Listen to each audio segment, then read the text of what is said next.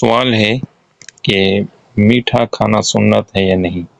جنہوں نے سوال پوچھا ہے ان کا نام عبداللہ ہے اور ناظم آباد سے ان کا تعلق ہے۔ یہ پوچھتے ہیں کیا فرماتے ہیں علماء کرام اس مسئلے کے متعلق کہ لوگوں میں جو مشہور ہے کہ کھانے کے بعد میٹھا کھانا سنت ہے، اس کے متعلق رہنمائی فرمائیں کہ واقعی کھانے کے بعد میٹھا کھانا سنت ہے۔ تو اس کا جواب یہ ہے کہ کھانے سے پہلے یا بعد میں میٹھا کھانا حضور نبی کریم صلی اللہ علیہ وآلہ وسلم کے معمولات میں سے ہو تو یہ کسی صحیح حدیث مبارکہ سے ثابت نہیں ہے۔ البتہ ایک موقع پر کھانے کے بعد کھجور کھانا حضور نبی کریم صلی اللہ علیہ وآلہ وسلم سے ثابت ہے، چونکہ کھجور بھی میٹھی چیز ہے۔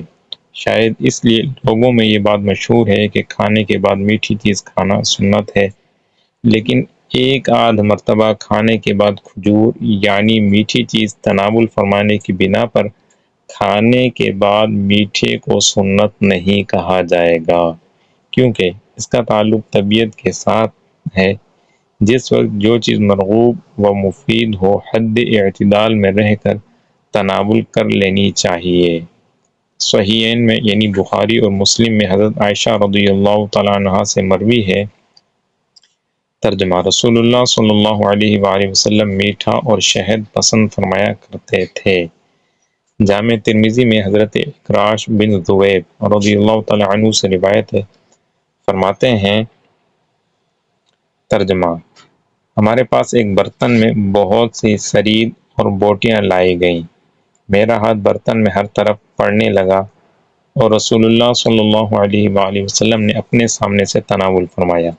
پھر حضور صلی اللہ علیہ وآلہ وسلم نے اپنے بائیں ہاتھ سے میرا داہنا ہاتھ پکڑ لیا اور فرمایا کہ اکراش ایک جگہ سے کھاؤ کہ یہ ایک ہی قسم کا کھانا ہے۔